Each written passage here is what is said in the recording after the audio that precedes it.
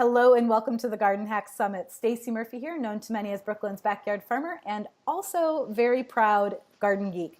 Thank you so much for joining me. You are the new homegrown revolution. And if you're anything like me, you enjoy spending time outdoor in your garden, and sometimes growing food can seem like a lot of work. And so I put this summit together with some of my favorite visionary gardeners who are going to share their gadgets, their tools, and their hacks for making it a lot more fun and maybe a lot less work. And of course, saving time, energy, and resources. It's always good for you and it's good for the planet. So I appreciate you taking time out of your busy day to come and learn new gardening skills with me. And my intention during the summit is basically that you're going to be so inspired and so excited to be connected to the earth that you're going to just run right outside and start planting something new.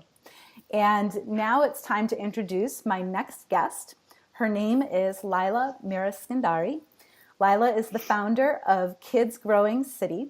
She's a certified permaculture designer, a kids edible gardening teacher, a researcher, and a teacher trainer. And after years of teaching kids all about edible gardening in schools, she's now training teachers online and in person how to do exactly what she does. And she has an interesting background. Before teaching schools how to grow food, Leila worked for 15 years as a software developer, and she quit that job to dedicate her life to growing school gardens. So welcome, Leila, to the summit. Thank you very much. It's an honor to be here, Stacey. Awesome. And so people can get a little bit more sense of who you are and also this idea of growing with kids. My question is, why is it so important that we spend time growing food with kids? It's a $1 million question. It's a very, very important one. For me, actually, it started maybe somewhere around 6-7 years ago. When I started looking at the way I was living and what my children were learning in school and at home and all of that. And actually this starts, like this question in my mind about what's wrong with this world is a question that I had from my own childhood, because I grew up in Iran, and that's in the Middle East, as you know, and 8 years of my childhood I spent it in a war.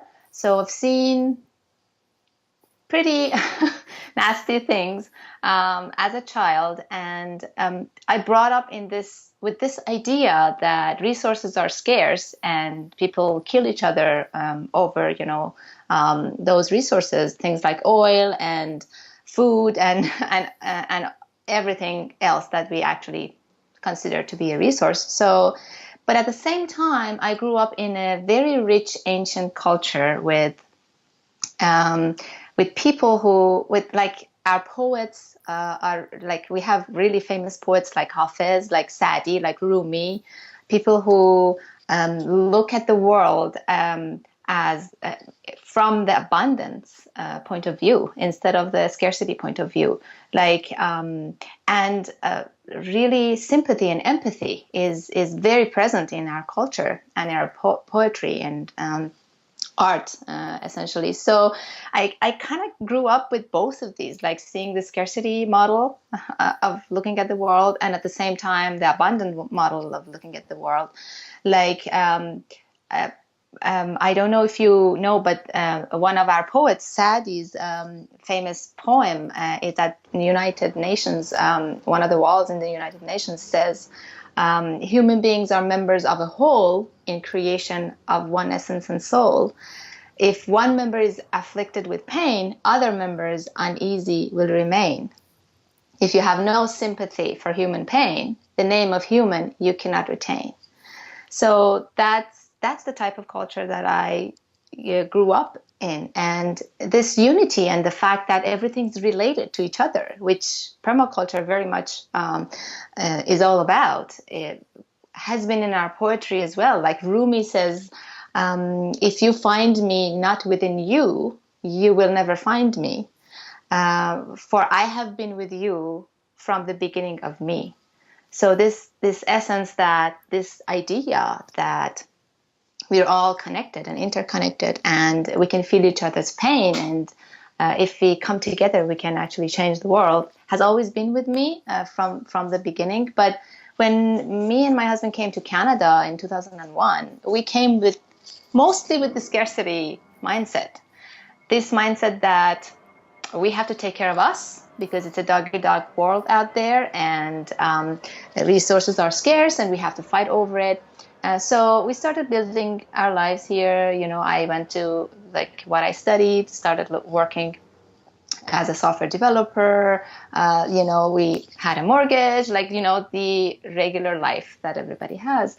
But when I had my second child and I was on maternity leave, ironically, on Facebook, I came across the Zeitgeist movement and the resource-based economy. And this question that I had in my mind always about what's wrong with this world, they had pretty good answers to those questions. And their mindset comes from the abundance mindset. And at the same time, I came across permaculture, and I was like, permaculture has a lot of solutions to a lot of these problems that we have in this world. As Bill Mollison, the father of permaculture, says, although the solutions of this world are increasingly complex, although the problems of this world are increasingly complex, the solutions are embarrassingly simple. And it's so true. The solutions are here, and they are embarrassingly simple. We just make it way too complicated for no reason whatsoever. And food is one of those resources that is so, so important in our lives, because that's the first thing that we need or we won't survive. And there's a lot of fights and problems that, like, our food system is really not the healthiest that we want it. We produce a lot of food, but a lot of us are starving. And the amount of food that we produce is actually enough to feed all of us, but unfortunately that's not the case. So that brought me and my mind into looking at my own life. How am I providing the food, the healthy food that I want for my children? I had 2 kids at that point in time, still do. So I started growing my own food, and from there I started seeing. I also went and took my permaculture course, and got my certificate, and I was just bombarded with this the abundant way of looking at the world, and the fact that if we actually look at nature and learn from it and work with it, it can actually provide for us abundantly. Well, now abundance is a word that, if you talk to economists, they're going to say, oh, abundance doesn't exist. Well, in its absolute terms, it doesn't, but relative abundance can be provided for people very easily. I truly believe in that. And then I started looking at the education my daughters were receiving, and I was like, okay, there is a huge gap in this. Kids are really disconnected from nature, and therefore very much, this idea of scarcity is perpetuated in the way that they're looking at the world, because they're not connected with Mother Nature, which can actually create abundance for them. So essentially, long story short, I went to my daughter's school, and I was like, okay, I have a lot of experience with, growing food, my own food. I want to, provide this program for the kids to learn how to grow food. And they were really enthusiastic about it. And they said, sure. They knew that I'm a keen gardener, but they knew that I was not a teacher at that point in time. So they really worked with me on that. And really the parents, they loved the program so much, and that showed to me that parents and teachers and school staff really want this, and this is a huge gap that we have. And so essentially I started looking at going to more and more schools, and then it started to seriously conflicting with my job. I had a full-time job with a pager, and it was really like overtime and all that. So at the end of the day, I decided that it is way too important for me to let go of.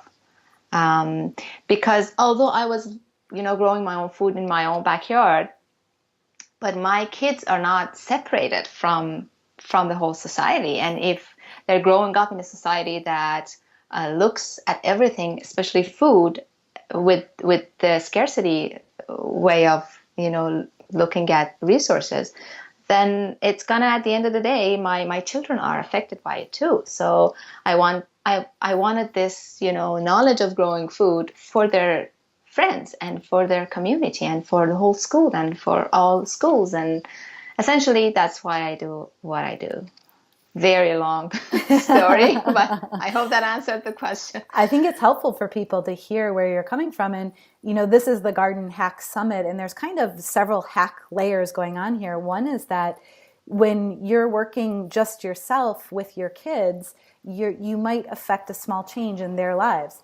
And when you make the pledge to start a school garden that your kids are a part of, you're hacking into other people's lives. You're spreading, right?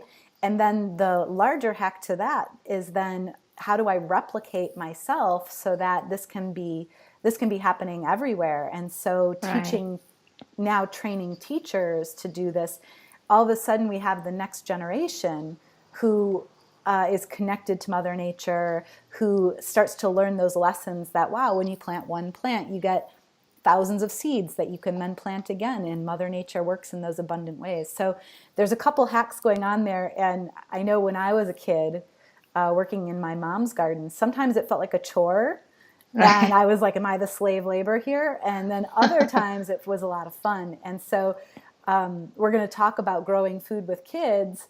And it's kind of a hack because, you can get more done. You have more hands. Like, that's one of the permaculture principles, is that more hands make lighter work. So kids themselves are this hack. But we don't want to ever say that, we're making them super unhappy, because they get really excited about it. So I wanted to just say that up front, because I think people might be wondering, why are we talking about this on the Garden Hack Summit? So I just wanted to give a little bit of a foundation for us and for this conversation. Okay, thank you. So and the next hack, as you mentioned it, about teaching this to other people so that they can do what I'm doing, is so important to me, because and I say that to all my schools, and especially I get really excited when they say, can I pair up a teacher with you so that they can learn from you? And I'm like, yay, of course, please do that, because I'm really not into making money off of a few schools. Really, where I come from is, let's teach my generation how to do this with kids, so that we can, spread this into the next generation, because the problem is really systemic and it's multi-generational. I didn't learn this from my parents, because my parents were urbanized and my grandparents didn't know how to grow food either. One of my grandparents had one orange tree, and he actually took very good care of that tree, but that was about it. Like, we didn't have like, my parents didn't learn, my grandparents didn't learn this school system. And I come from a different part of the world, and you look at this part of the world and it's the same story. Mm-hmm. There are some countries that, fortunately, school gardens are a lot more prominent, but in North America, it's not. And when I was growing up in Middle East, it wasn't either. So it's very obvious that we don't know how to do this. And it is too much to expect from the parents and from the teachers to all of a sudden become these, gardeners that can teach kids. It won't happen like that. They have to be trained themselves so that they can teach it to the next generation. So let's get into that a little bit. And one of the things to understand, I think it's the most basic thing that people need to understand, is that a school garden is fundamentally different than a regular garden. And so that's true. Yeah, so I would love for you to share what you found those differences are, because there are teachers who might know how to garden, but then when they go to set up a school garden, they might need to set it up differently than their home garden. And so maybe share some of your best tips on that. That's so true. That's so true. And that in my opinion, from all the experience that I have with teachers and schools, and school staff and principals, and so many school gardens I've seen that fail.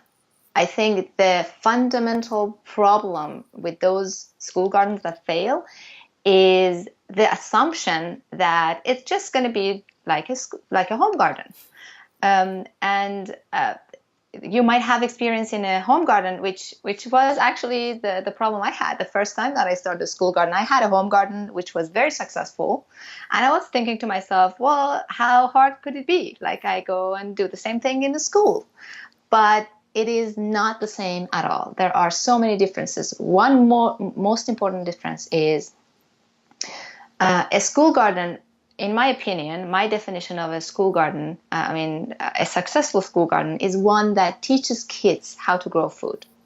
So if you want to teach kids how to grow food, you want to involve them in most of the activities. Like in my programs, I have the kids build the garden too. Like, I don't bring people from outside to build the garden and then say, okay, now let's go and plant in the garden. So if you want to teach kids, you need to have a curriculum, and you need to pay attention to the fact that this garden follows a different schedule than a home garden.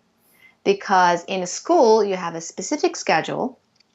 For example, very, very obvious example of it is summertime. A lot of schools are closed in the summertime. But in your home garden, you might be around. You might go for a vacation for a few days and come back, or a week or two and come back, and you can arrange for that because it's a very short period of time. But in a school, for example, the whole summer, if there's nobody there, you need to make sure that your design is, proper, so that you don't have a lot of watering maintenance, a lot of, weeding maintenance, and all of that. Otherwise, this is not going to work out. And even during the school year, the schedule of the school is very important to pay attention to, because the kids aren't there during the evening. In your home garden, if you wake up in the middle of the night and you decide that you want a garden, sure, you can go and do that, But in a school, that's not the case. You don't want to create a lot of work for the caretakers or facilitators of the school. So, and you want the kids to be involved. So it has to follow a specific schedule. The teachers don't have that much time. They have to fit it into their curriculum and into their schedule. So schedule is one of the most important differences. The other one is that the caretakers of this garden are a different age. And that's so important, because their understanding of it, depending on what age group you are teaching, is different than an understanding of an adult. So you have to take that into consideration. And in a school garden, there are so many stakeholders. That's the third very important difference. In a home garden, it's you and your garden. At most, it's your family and your kids and your grandkids. And maybe if you cause any trouble, the neighbors, or if you actually have surplus that you would like to share with the neighbors are somewhat of a stakeholder, but not so much. Like, essentially, at the end of the day, it's you and your garden, and you can do whatever you want with it. If you want to neglect it, you can, because there's nobody going to come and say, oh, why did you neglect my garden? But in a school, there are so many stakeholders. There are like the principal and the other staff. There are the students, which are the most important stakeholder of this garden. There is the caretakers, the facilitators. There's the school board, if your school is part of a bigger board. And the parents community is another stakeholder. So there's a lot of things to have in mind. I would also briefly mention that a school garden is also different than a community garden, because a lot of people that have experience with a community garden are like, oh, okay, so I've seen a garden that works out with so many stakeholders, therefore this is gonna be very similar. It is similar, but it's very different in the sense that the main purpose of a school garden is to teach kids how to grow food. That's not the main purpose of a community garden. A community garden is there to grow food for the community. A school garden is not there to grow food for the community. It is there to teach kids how to grow food. And now it's very important to pay attention to that, because when your goals are different, your decisions are different, and the way you deal with the garden is totally different. So teaching kids has to be the center of a school garden. And then if you, in the process of doing that, if you grow a lot of food for the community, yay, that's a bonus, right? So essentially, school gardens are very different than home gardens, and they are also very different from community gardens, and they need their own spot in the space to be paid attention to as a separate thing that needs a separate schedule, and the kids have to be at the center of it, and all the other stakeholders, including the kids, have to be considered, essentially. Yeah. And from my experience, all of that takes way more time than when you have your own backyard garden and you're like, I'm just going to go out there and plant some lettuce and it's going to be ready in 28 days. That's right. Yeah, it's a whole new process to think about. So I'm just curious, ballpark, when you go into a new school, how long does it take to get all those stakeholders on board and actually start moving on a project? I'm just curious. Well, it really depends on the school, and if they have a bad experience from before or not, that plays a huge role in their decision making. Because unfortunately, the number of school gardens that fail are high, and that's one of my goals, to bring that number down, because we need some success to be able to spread this.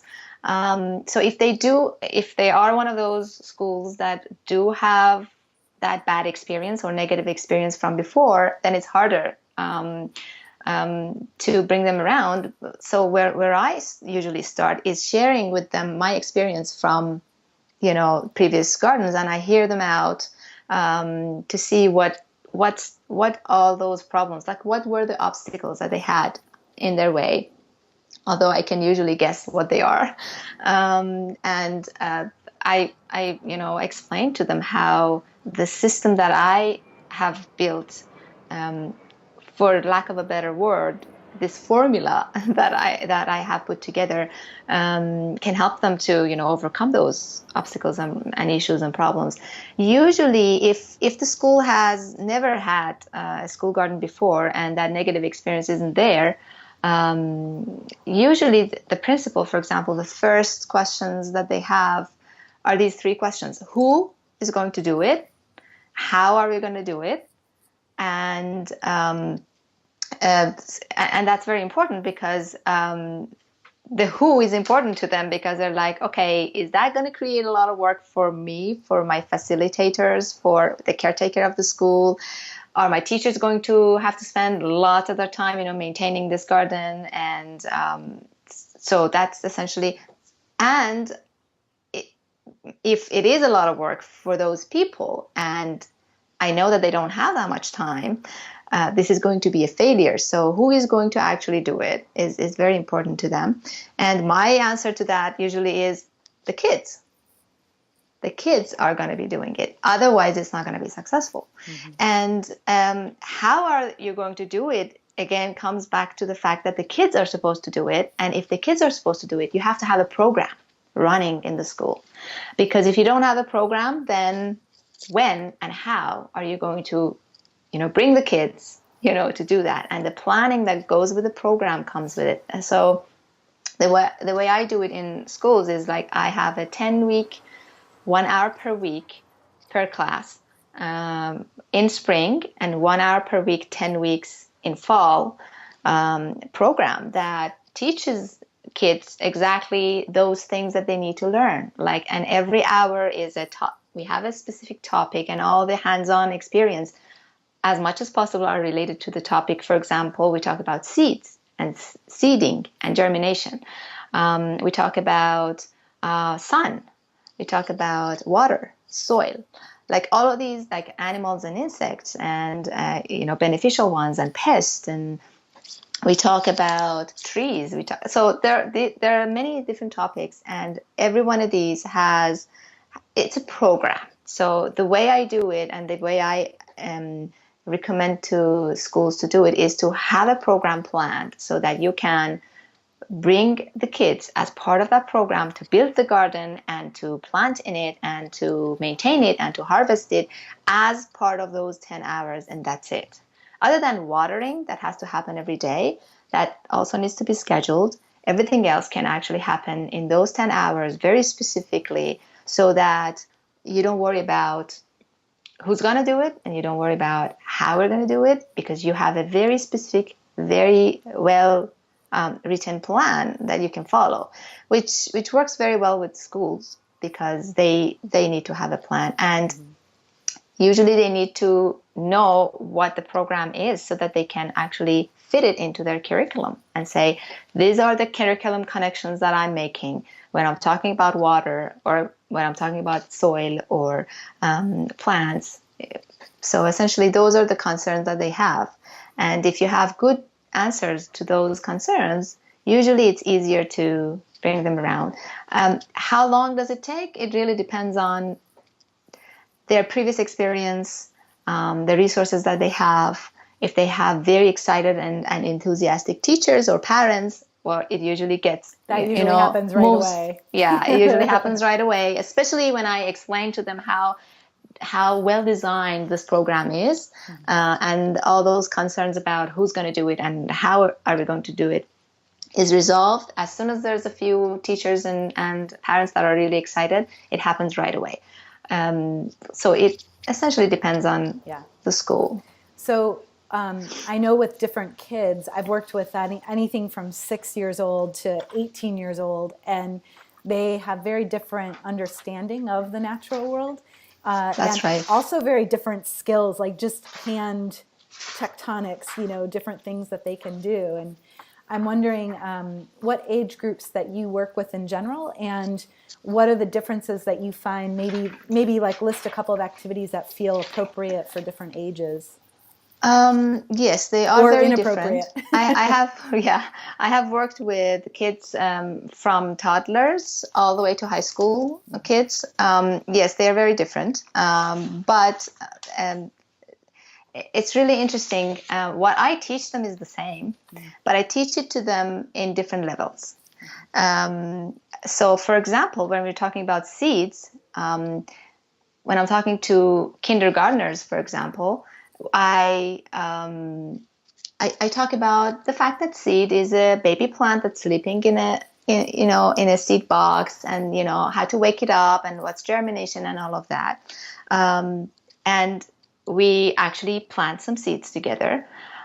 So that's the hands-on experience part of it. When I'm talking to high schoolers, for example, we can go way deep into seed freedom and, justice, social justice issues that are related to Monsanto and, patenting seed and all of that. So essentially I teach all my students about seeds, but at different levels. And when it comes to hands-on experiences, obviously my toddlers and kindergartners and maybe even my grade 1 students can't build a garden. So when I go to a school and they want to have a program, they don't have a garden built, and they want to have a program, starting program with just kindergartners, I suggest to them to include some of the older age students into the program, because those are the kids that can build a garden and can learn a lot from building a garden.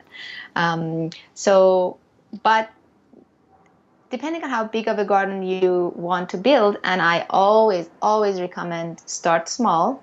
Very important. That's one of the main factors of your success. If you don't have a garden yet, start small. Anyway, from grade 2 all the way to high school, they can build a garden. And so building the garden meaning moving soil, moving mulch, things like that. And they have so much fun, and it connects them with soil and nature, and physical activity is also very interesting. They can do all of that.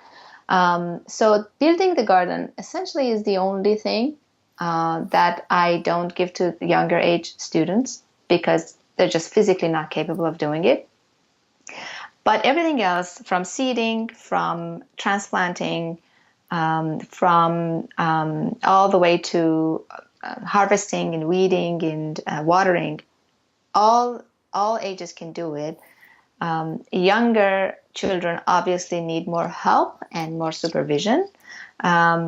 but they can all do it. So it takes more time, for example, to water a small garden with kindergartners or toddlers, for example, but they can still do it.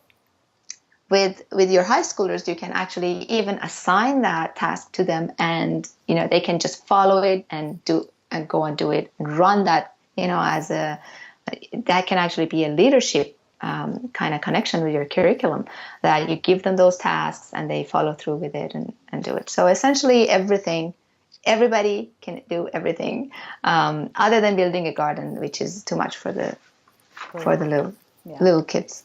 Awesome.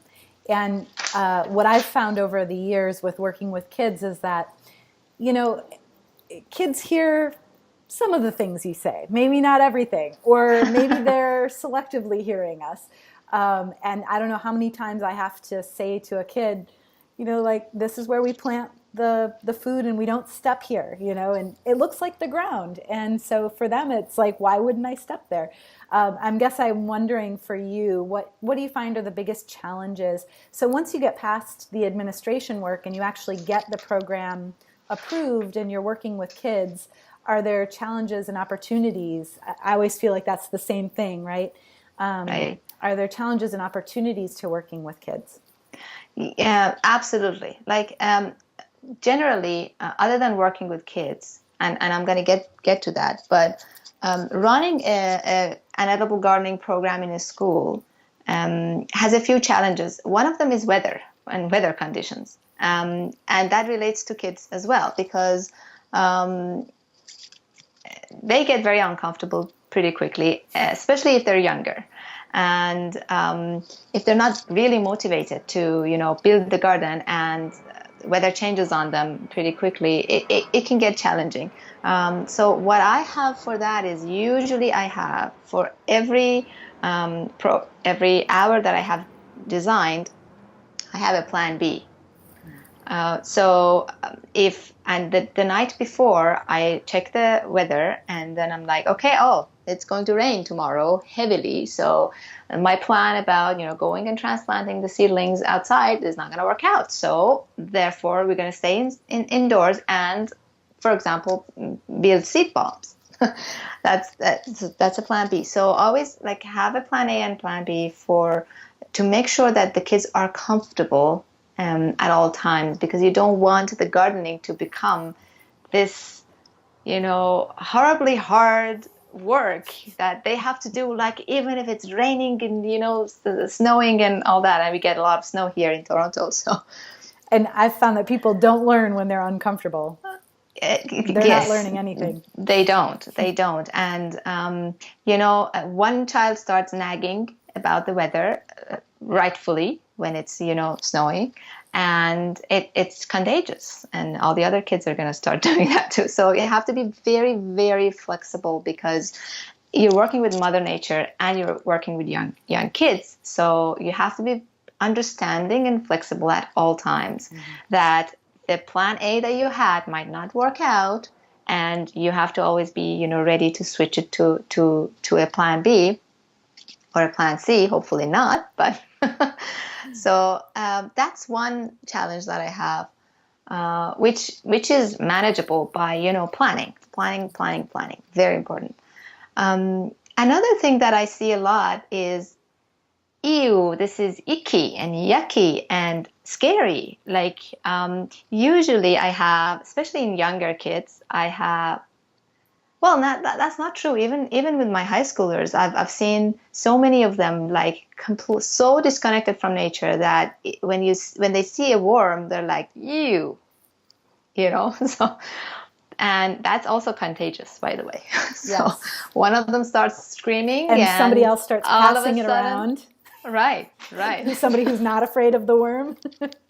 So the way I deal with that is, I stay calm and I directly start to connect with whatever it is that scares them or feels like yucky or icky to them. So I had this child, for example, that all of a sudden started screaming off the top of her lungs in hysterically, right? And I'm looking at her, and there was this worm that came out of the soil, and that was it. Like that was the source of all the, commotion and screaming. So I just bent down, picked up the worm, and you had to see the look on her face. She was like she couldn't believe it, right? And so I brought it close, and I started to talk to the worm. I'm like, oh, little wormy, don't be scared of this screaming child, don't worry about it. And she's like looking at me like, what? I'm the one who's traumatized here, right? And that was it. For that child, that was it. Like they look at you as the teacher or as the parent, and if you say, oh, there's a bee here, let's go inside, that's what they learn, right? But if you teach them how to be aware and kind and present, and how to deal with the natural environment, they look at you and they learn from you. So that's one of the activities that I always have in my programs, either fall or spring, is I take my worm bin. I have a worm bin, my vermicomposting. I have a smaller one that I take to my schools. I teach them about worms and vermicomposting, obviously, but the very important thing for me is for them to hold the worms in their hands. And there's always a few kids, boy or girl, doesn't matter, that are, standing back and they're like, I'm not going to do it. I'm not going to do it. And you're like, sure, you don't have to. Like the first thing that I tell them is screaming hurts the worms because they feel it, the vibration through their skin. So if you don't want a worm, you don't have to have it. Just don't scream.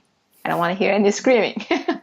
So, and it's really interesting. Sometimes half of the class doesn't want to do it. And as soon as they see the other half interacting with the worms and having so much fun with the worms, and they see that nothing bad happens to them, they start coming in. Can I have it too? Can I have it too? Can I have it too? And usually the whole class at the end does it. Like I had this child that wouldn't touch it, and he didn't touch it for the whole thing until the end of the program. And the next time that I ran my program, which was in the fall, again, at the beginning, he was like, distant, but at the end, he came around. So, and the fact that they touch the worms, it just connects them with soil and with nature and with another creature, living creature. And I teach them how to take care of it and all of that. It's very important. So the icky, yucky attitude that, oh, nature is something that's out there and it's trouble and it brings pests and it brings danger and I have to keep away from it, is something that it's a huge challenge, essentially, with kids. And if I were a teacher, challenges that I hear from teachers when they want to do something like that, they usually don't know where to start. They usually don't have a curriculum. They don't know how to design a garden for minimum maintenance, because that's very important in schools. You want to make sure you don't have a lot of work. Otherwise, the kids are going to get tired of doing it very soon. And during summertime, there's nobody to do it and all of that. So you need to design. And I bring a lot of permaculture into my designs because it has tons of techniques for water conserving, like hugelkultur, for example, is a amazing success stories I can tell you about hugelkultur gardens in schools. A friend of mine who's a permaculture designer as well, she had this hugelkultur garden in her school, and she was actually planning to go to the school during summertime on her own to water and all that. Her mom got cancer and she just was completely disconnected from school the whole summer, and even at the beginning of September, a few weeks. And when she went back, the garden was flourishing. It was like really amazing.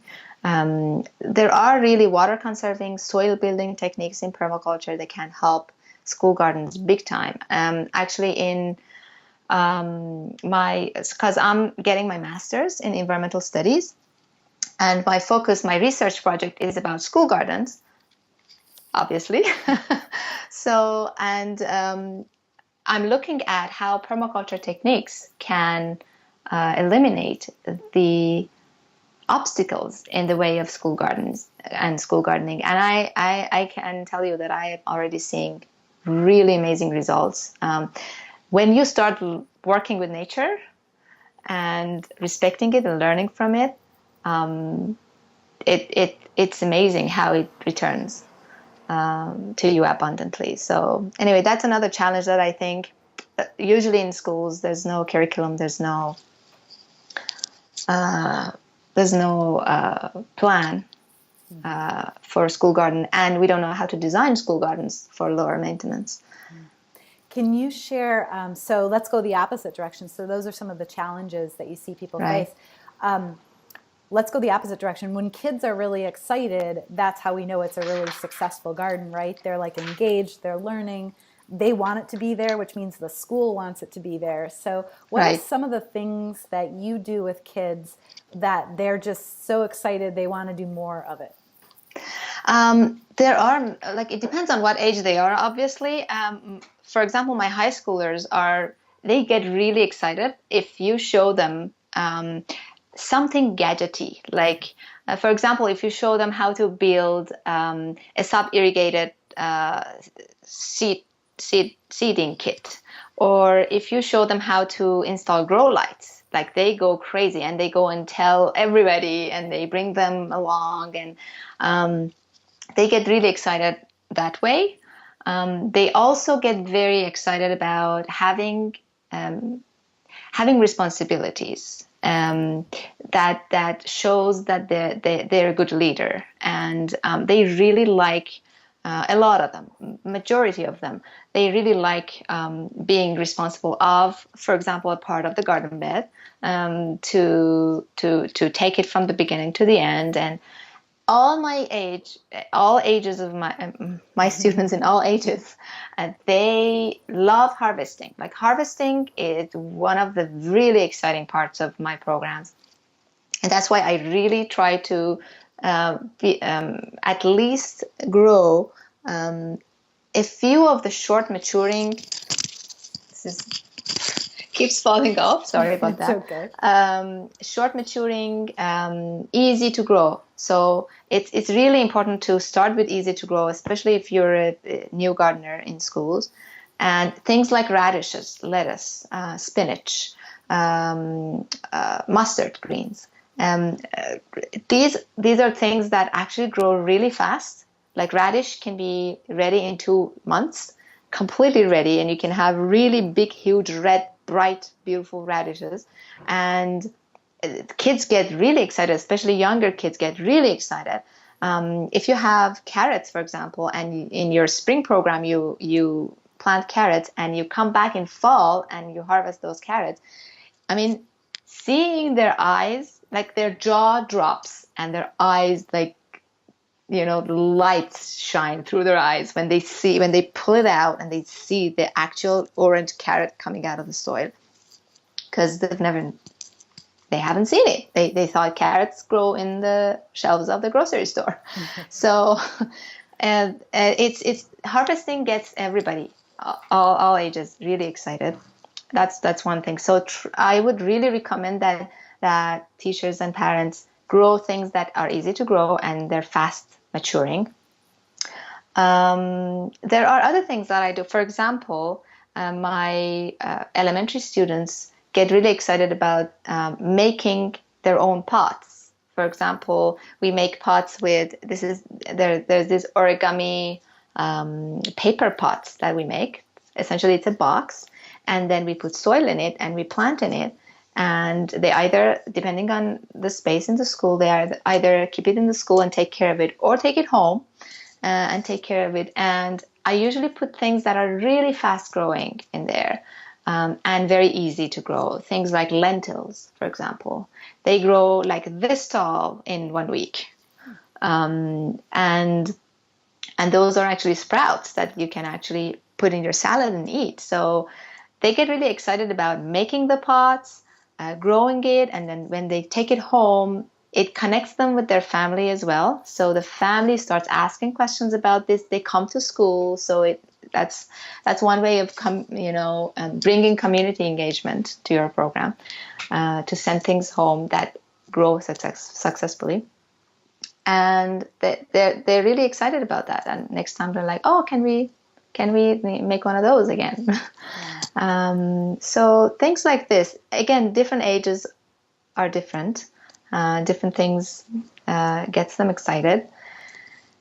But one thing that I want to share, and I don't know if this is the right time for it or not, it's this idea that I've seen so many of my students that are quote unquote trouble students, the ones that are like all the other teachers are like, oh my God, just take this kid out of my classroom, even for that 1 hour that you're taking him or her. I'm so happy she's not here or he's not here, because they're so challenging. The kids that are labeled ADHD and, you know, all of those kids, it's amazing that they are usually the best of my students. They are so attentive and they ask so many questions, and they are at the front line when we want to, you know, plant something, and their hands are in the soil pretty quickly. Like it's amazing. And I think that shows us something about the way we're educating our children. Yeah, I found the same thing with our school gardens, that there's different ways that people learn, and there's particular kinds of people who can't sit in a school setting and really learn optimally, and other people manage it decently, but there's definitely gaps there that could be improved. And there's a group of students who just really benefit from being outside. They thrive. And then imagine that confidence building when all of a sudden they find out they're good at something where That's all right. the other teachers have been telling them they're bad at things. So that's right. That's right. Really, it's amazing. It's a It's amazing powerful how transformation. Yeah. it is. It truly is. Nature is missing from most of the kids' lives.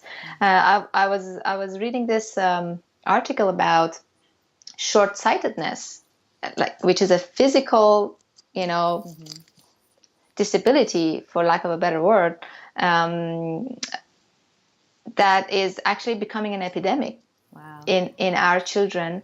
And they say to prevent that, we have to have kids outside at least for 2 hours a day. So we're actually hurting ourselves physically. Next generation has a lot of physical challenges in their body because we're just keeping them indoors. So it's amazing. Let's get them outside. So yes. So let's say somebody, a parent maybe, is excited. Maybe they have some gardening skills themselves, and they go to their school and they feel like their school might be a great place for a school garden, and they want their kids involved. So what kind of steps would you recommend for them to, you know, how do they approach the administration, and what could they do to replicate what you're doing? Good question. Essentially, again, as we briefly mentioned before, it depends if that school already has a bad experience or not. But let's say that there's no school garden in that school and nobody had that experience before.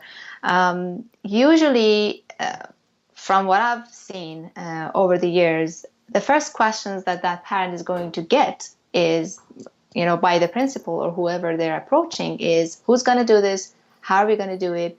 I don't know how to do it. My teachers don't have the time to do it. So these are usually the objections that you're going to hear. And essentially, you have to go prepared to answer those questions. And if you go prepared to answer those questions, you gain their trust pretty quickly. Yeah. They're like, oh no, sense. she looks like that she knows what she's talking about. She's not coming from this romantic idea of school gardens without any plan. Right. Because a lot of people do that, and that's what I call hope gardening. They actually start doing that, and they just hope that because this is a very good thing that they're doing, that it's going to work out. Sometimes it does work out, but a lot of times it doesn't. So usually, if you hear objections, I would really suggest, and you probably would, or at least questions you will get, I would pay very close attention to those questions. They are usually very valid questions that if you don't pay attention to, you're going to get into trouble down the road. And the questions are usually, who's going to do it? And if your answer to that question is me, the excited parent, I would like you to rethink that, because that is not going to be sustainable, because you're not supposed to be the one who's doing that. It has to be the kids. The answer has to be, in my personal humble opinion, your answer to that question is the kids. And if that's your answer, you need to have a program. You need to have a curriculum. You need to run something to get the kids involved and get the teachers involved, and make sure that if you're running a program and the kids are coming to the garden, their teachers come with them. So that's the time that the teachers need to spend, because first of all, they're going to learn from you, and they're going to soon learn that this is not as much work as they thought it would be, because it's the truth. If you have a plan, it's not very much time consuming, and they're going to learn, and you're going to engage the community. And other parents even have plans for harvest festivals or planting festivals or things like that brings a few of the parents. Not everybody comes. You have to let go of that. You have to be flexible, but work with the ones that come, work with the ones that are excited. And so have a plan essentially in mind. Another question that you might get is the budget. I don't have the budget. How are you going to? So you have to have an answer to that too. It's usually who's going to do it, how are we going to do it, and what's the budget? Mm-hmm. And what about the maintenance issues and all that? So if you tell them that everything is going to be done by the kids through a program, even all the maintenance, that solves a lot of the questions in their mind, and it shows them that you're prepared. You've come prepared. You've thought this through, and you're not just wishing for something. It's not wishful thinking, right? Yeah. And the budget, school gardens are really not expensive. If you have a good design, if you have thought this through, and if it is a garden that is age appropriate, in terms of size and all that. And as I always recommend, start small. Starting small is going to need a little bit of soil. Seriously, seeds are really inexpensive. It's not going to be that expensive to build a garden. What makes it expensive is if you start a huge garden, and if you have to pay people to maintain it. That's what makes school gardens expensive. So when you say small, just give us a sense of what you mean by small. Usually, if you don't have a garden already in your school, I don't recommend you going bigger than 24 square feet. And that's 3 beds of 2x8, maybe. It's because, and you want to start with one group of students. A small group of students, one classroom at most, at most 20, 25 students, depending on the age too, because if they're younger, obviously you need less of them because they take longer time, and they need more supervision and more attention. And if they're older, then obviously you can go with higher numbers, but one classroom is good to start. And I recommend that you start with a classroom that are school-age students, so that they can actually participate in building the garden at least the first year, so that when you're running the program, they actually build it, and they learn so much from building a garden. Start small, not too big. And that, 24 square feet is very good start to have a successful harvest the first spring with that first group of students, and then you can take it from there. If your first attempt is unsuccessful and it's a quote unquote failure in the eyes of whoever the stakeholders and decision makers are, then you're going to have a hard time. You're going to have a lot of trouble. But if you start small and make that successful and then take it from there, that would be much easier on you and on everybody. Awesome.